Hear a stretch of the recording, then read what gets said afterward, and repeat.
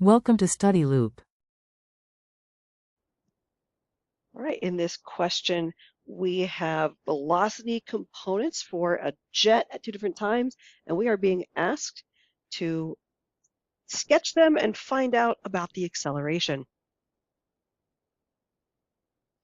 So without a grid, sketching is a little bit more challenging, so I'm just going to have to kind of wing it a little bit.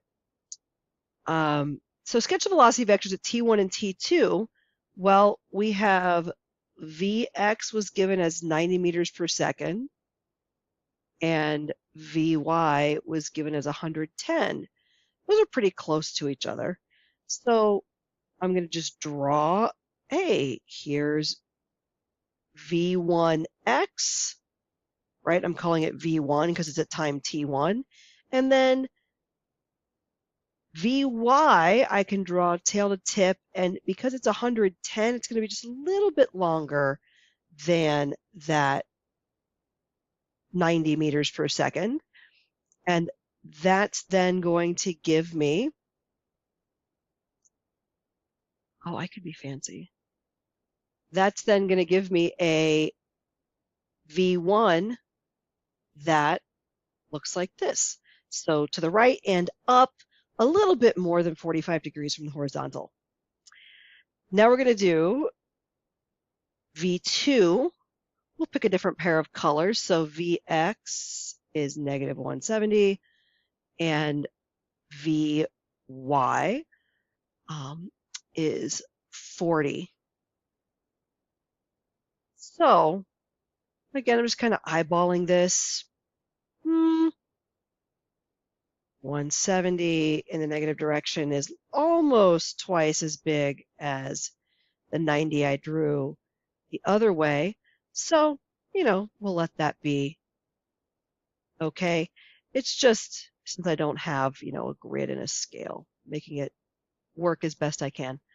And then 40 meters per second, I'll draw tail to tip.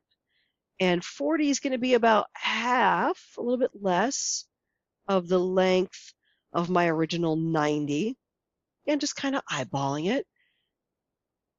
And then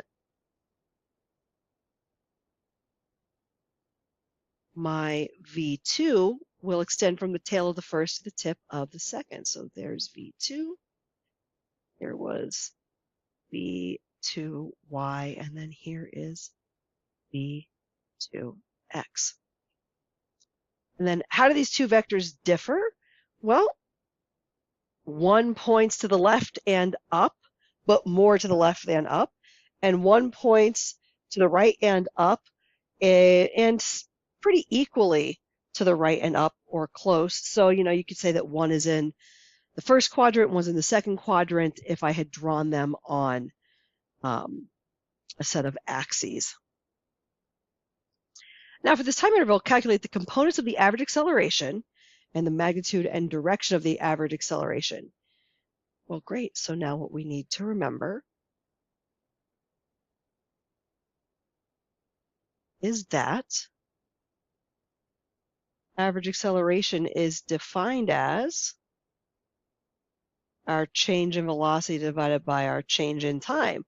So our average acceleration x component will be found by calculating the change in the velocity x components.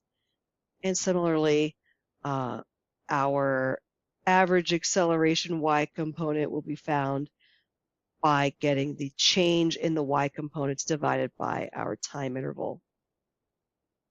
Well, since T2 is later, that's the one that comes first.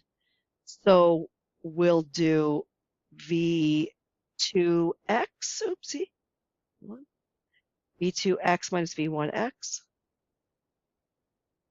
divided by T2 minus T1. And for the y direction, we're going to do V2y minus V1y divided by T2 minus T1. So my average acceleration x component is negative 170 minus 90 divided by 30 minus 0. And I got negative 8.6 repeating decimal meters per second squared. And a y, V2y was 40 minus 110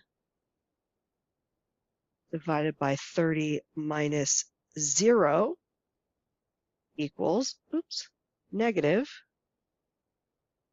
2.3 repeating decimal meters per second squared.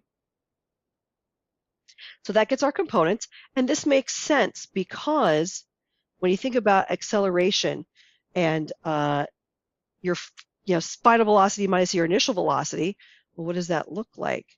We're going to, I want to clone. That's not what I wanted to do. Tried to be fancy and I failed. This one is what I want to clone.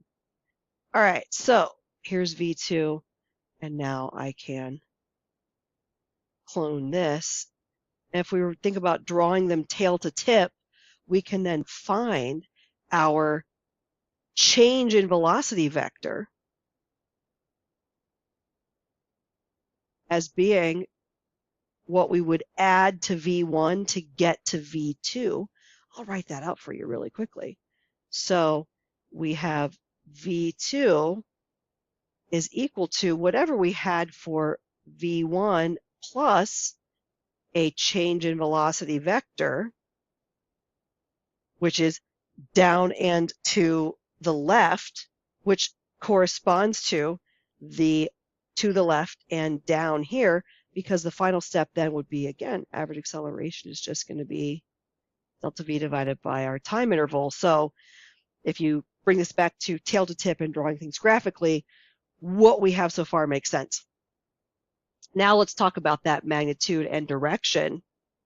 So our average acceleration magnitude we can find with Pythagorean theorem with the two components, square root of ax squared plus ay squared.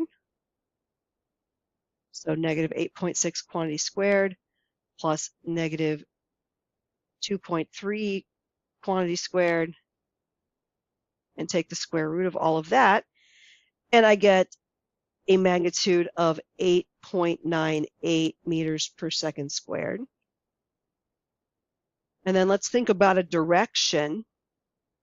I'm going to come back to my sketch up here, and if I were to imagine putting a set of axes here so that my delta V, my acceleration vector, has its tail at an origin, that lets me then define this as an angle I could talk about. And notice that I would get that with my y component of the acceleration divided by the x component. So theta is the inverse tangent of negative 2.3 repeating decimal divided by negative 8.6 repeating decimal. And that gives me 15 degrees below the negative x axis.